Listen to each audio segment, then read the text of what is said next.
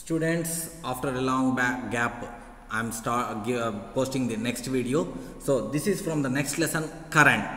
So ఈ current అనే word మీకు కొత్త ఏం కాదు, మీకు ఆల్రెడీ 7th క్లాస్లో నేర్చుకొని ఉన్నారు కరెంట్ లెసన్ గురించి. What is current? కరెంట్ అంటే ఏంటి?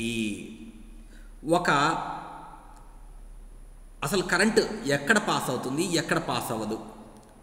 చూడండి, ఒక ప్లాస్టిక్ బకెట్ తీసుకున్నాం అనుకోండి, లేకపోతే టెస్టర్ తీసుకున్నాం అనుకోండి, దాంట్లో కరెంట్ పాస్ అవుతుందా? పాస్ అవ్వట్లేదు. మరి ఎక్కడ పాస్ అవుతుంది? వైర్స్లో పాస్ అవుతుంది, కండక్టర్స్లో పాస్ అవుతుంది. So substances through which the current passes are called electric conductors. Substances through which this electric current do not pass are called insulators. Okay, so అయినా so మనకు current pass అయ్యే ఏ substances గుండా అయితే pass అవుతాయో వాటిని మనం ఏమంటామంటే ఎలక్ట్రిక్ కండక్టర్స్ అని అంటాము. సింపుల్గా ఈ లెసన్లో మనం దాన్ని ఏమంటామంటే కండక్టర్స్ అని అంటాం. ఏమంటాము? కండక్టర్స్. అసలు కరెంట్ అంటే ఏంటి? What is current? కరెంట్ అంటే ఏంటి? సో ఒక కండక్టర్ తీసుకున్నాం అనుకోండి. ఏంటి? ఒక కండక్టర్ తీసుకున్నాం అనుకోండి. ఫర్ ఎగ్జాంపుల్, ఇది ఒక వైర్ అనుకోండి, ఇది ఒక వైర్ అనుకోండి. ఈ వైర్లో కరెంటు ఇలా పాస్ అవుతుంది అనుకోండి. అసలు కరెంట్ పాస్ అవ్వాలంటే ఏం కావాలి? బ్యాటరీ కావాలి. ఏం కావాలి? బ్యాటరీ. ఆ బ్యాటరీని ఎలా రిప్రజెంట్ చేస్తాము అనంటే 2 లైన్స్ తోటి రిప్రజెంట్ చేస్తాం. ఒక పెద్ద లైను, ఒక చిన్న లైను. పెద్ద లైన్ వచ్చేసి పాజిటివ్ టెర్మినల్ ఆఫ్ ద బ్యాటరీని రిప్రజెంట్ చేస్తుంది. చిన్నది లైన్ వచ్చేసి నెగిటివ్ టెర్మినల్ ఆఫ్ ద బ్యాటరీని రిప్రజెంట్ చేస్తుంది. పెద్ద లైన్ వచ్చేసి positive terminal of the battery, చిన్న లైన్ వచ్చేసి negative terminal of the battery.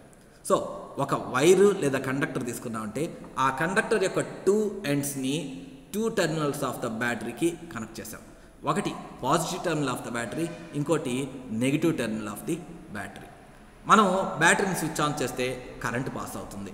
అది అందరికీ తెలుసు. అసలు కరెంట్ పాస్ అవ్వడం అంటే ఏంటి? ఏం జరుగుతుందంటే మీకు కెమిస్ట్రీలో తెలుసు.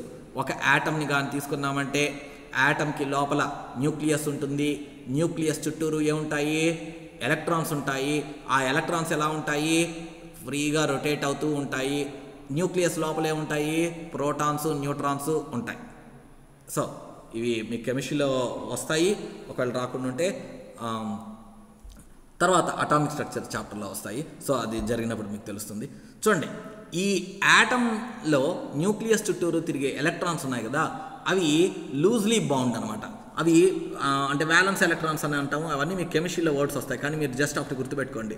సో ఈ కండక్టర్ లోపల ఏముంటాయంటే ఎలక్ట్రాన్స్ ఉంటాయి. ఈ ఎలక్ట్రాన్స్ అన్నీ మామూలుగా ఏం చేస్తుంటాయంటే బ్యాటరీ స్విచ్ ఆన్ చేయనప్పుడు మామూలుగా ఏం చేస్తుంటాయంటే అవి ఆగి ఉండవు. అవన్నీ ర్యాండమ్ డైరెక్షన్స్లో మూవ్ అవుతూ ఉంటాయి. ర్యాండమ్ డైరెక్షన్స్లో అంటే గజిబిజిగా, అంటే క్లాస్లో టీచర్ లేనప్పుడు మీరు ఎలా క్లాస్ రూమ్లో ఆడుకుంటారో ఆ విధంగా. అంటే ఒక ఎలక్ట్రాన్ ఇటు మూవ్ అవుతూ ఉంటే ఇంకో ఎలక్ట్రాన్ ఇటు మూవ్ అవుతూ ఉంటే ఇంకో ఎలక్ట్రాన్ ఇటు మూవ్ అవుతూ ఉంటే ఇంకో ఎలక్ట్రాన్ ఇటు మూవ్ అవుతూ ఉంటే ఓవరాల్గా క్లాస్ రూమ్ దాటైతే ఎవరు పోరు, కానీ అందరూ అటు ఇటు తిరుగుతూ ఉంటారు. అదేవిధంగా ఒక క్రాస్ సెక్షన్ కానీ తీసుకున్నామంటే ఒక క్రాస్ సెక్షన్ ఒక ప్లేన్ కానీ కండక్టర్లో ఒక ప్లేన్ కానీ తీసుకున్నామంటే ఈ ప్లేన్ నుంచి ఈ ప్లేన్కి కింద నుంచి పైకి ఎన్ని ఎలక్ట్రాన్స్ అయితే కింద నుంచి పైకి వెళ్తాయో పైనుంచి కింద కూడా అన్ని ఎలక్ట్రాన్స్ పాస్ అవుతాయి. ఓవరాల్గా మనకు దీని నుంచి ఒక డైరెక్షన్ నుంచి ఇంకో డైరెక్షన్కి మనకు ప్లస్ నుంచి మైనస్ కావచ్చు, లేకపోతే మైనస్ నుంచి ప్లస్కి కావచ్చు. ఓవరాల్గా ఎన్ని క్రాస్ అయ్యాయి అంటే 0. ఎప్పుడు? In absence of the battery. In absence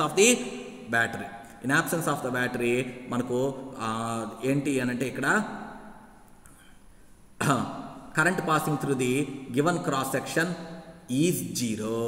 ఇచ్చిన క్రాస్ సెక్షన్ గుండా ఛార్జ్ పాస్ అవ్వడం వచ్చేసి charge passing through the given cross section is 0. ఎప్పుడు? In absence of battery. Battery లేనప్పుడు in absence of battery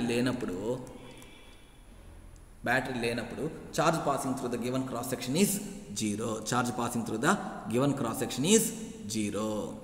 battery on చేసామనుకోండి, బ్యాటరీ ఆన్ చేస్తే ఏమవుతాయి? Electrons అన్నీ కూడా పాజిటివ్ టెర్మినల్ వైపు మూవ్ అవ్వడం స్టార్ట్ చేస్తాయి. అంటే ఈ విధంగా మూవ్ అవుతాయి. కింద నుంచి పైకి ఇలా మూవ్ అవుతాయి. ఓకే, సో అంటే ఏమవుతుంది, కొంత ఛార్జ్ మనకు ఇచ్చిన క్రాస్ సెక్షన్ నుంచి పాస్ అవుతుంది. చూడండి, ఛార్జ్ని ఎప్పుడు కూడా మనం దేంతో రిప్రజెంట్ చేస్తామంటే క్యూతో రిప్రజెంట్ చేస్తాం. ఛార్జ్ ఎప్పుడు కూడా మనము ఏ లెటర్తో రిప్రజెంట్ చేస్తామంటే క్యూ తోటి రిప్రజెంట్ చేస్తాం అనమాట. సో మనకు charge passing through the given cross section, charge passing through the given cross section in unit time is called current. So అంటే ఇక్కడ మీకు కరెంట్ అంటే ఏంటి అనేది ఫస్ట్ చెప్తున్నాను. మనకు కరెంట్ అంటే ఏంటి అనేది ఫస్ట్ చెప్తున్నాను. కరెంట్ అంటే ఏంటి అనంటే మనకు ఒక కండక్టర్లో ఛార్జ్ కానీ పాస్ అవుతూ ఉంటే, ఛార్జ్ కానీ ట్రావెల్ చేస్తూ ఉంటే, సో నేను మీకు చెప్పాను కదా, సో ఇది ఒక కండక్టర్ని తీసుకున్నాను అనంటే, ఒక కండక్టర్ని కానీ తీసుకున్నానంటే ఈ కండక్టర్లో ఉండేటటువంటి ఎలక్ట్రాన్స్, ఈ కండక్టర్లో ఉండే ఛార్జ్ క్యారియర్స్ ఎలక్ట్రాన్స్ ఇవన్నీ ఒక డైరెక్షన్లో ట్రావెల్ చేస్తూ ఉంటే, ఒక డైరెక్షన్లో ట్రావెల్ చేయడం అంటే ఒక క్రాస్ సెక్షన్ని క్రాస్ చేస్తూ పోతూ ఉంటే అప్పుడు కరెంట్ పాస్ అవుతున్నట్టు. So if there is flow of electrons are flow of charge through the conductor, then current is said to be passing through that conductor. If there is flow of charge through the given cross section of the conductor, then current is said to be passing through that conductor. If there is no flow of charge, then there is no flow of current. అయితే మనకు small tea టైంలో queue current pass అయింది అనుకుందాం. Suppose small tea టైంలో queue current pass అయింది అనుకుందాం. Unit టైంలో ఎంత స్మాల్ టీ టైంలో క్యూ ఛార్జ్ పాస్ అయింది అనుకుందాం. మరి యూనిట్ టైంలో ఎంత ఛార్జ్ పాస్ అవుతుంది దేని గుండా, ఈ క్రాస్ సెక్షన్ గుండా, అంటే Q/T. అంతే కదా. మీరు ఒక రోడ్డు మీద ఒక దగ్గర నిలబడి ఉన్నారు, ఓకేనా. సో ఒక 4 అవర్స్లో 20 బైక్స్ పోయాయి అని అనుకుందాం, అవునా. మరి 1 అవర్లో ఎన్ని పోయి ఉంటాయి, 20/4 5. ఆ విధంగా స్మాల్ టీ టైంలో క్యూ ఛార్జ్ కానీ ఇచ్చిన క్రాస్ సెక్షన్ని క్రాస్ చేస్తే యూనిట్ టైంలో ఎంత ఛార్జ్ క్రాస్ చేస్తుంది అంటే Q/T. సో ఈ rate of flow of charge Q/T ఉంది కదా, దీన్నే కరెంట్ అని అంటాం. దీన్నే మనం ఏమంటాము, కరెంట్ అని అంటాం. సో ఈ కరెంట్ని ఎప్పుడు కూడా మనం దేంతో రిప్రజెంట్ చేస్తామంటే ఐతో రిప్రజెంట్ చేస్తాం. జనరల్గా స్మాల్ ఐ తోటి రిప్రజెంట్ చేస్తాం. So current is defined as the rate of flow of charge.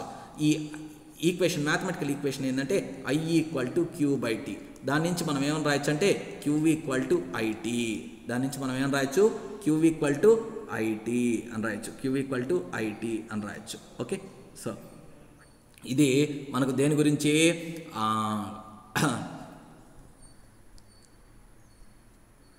Current అంటే ఏంటి అనేది. So what is current? Current ఎప్పుడు పాస్ అవుతుంది, ఛార్జ్ ఫ్లో అయితే పాస్ అవుతుంది. ఎంత కరెంట్ పాస్ అవుతుంది అని అంటే యూనిట్ టైంలో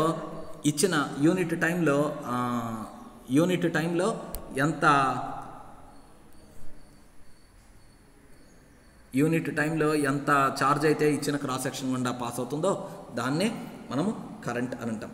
ఆ క్యూకి ఫార్ములా వచ్చేసి IT. సో క్యూకి ఫార్ములా వచ్చేసి IT అని అంటాం. 1 సెకండ్.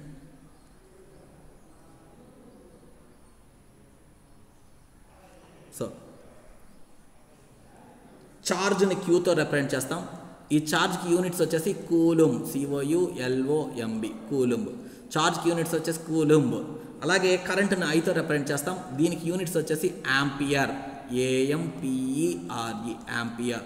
ఈ యాంపియర్ని మనం నోట్స్లో రాసుకునేటప్పుడు క్యాపిటల్ A 10 amperes కరెంటు, లేకపోతే 30 milliamperes కరెంటు ఇలా రాయాల్సి వచ్చినప్పుడు యాంపియర్, AMPERE అని మొత్తం రాయక్కర్లేదు, క్యాపిటల్ A అని రాస్తే చాలు. Okay, so the relation between charge and current is Q = IT లేదా I = Q/T. దీనికి ఇంకో ఫామ్ వచ్చేసి ఏంటి అంటే I = Q/T. So this is the video from electric current, first video from the electric current. In the next video I will continue this lesson.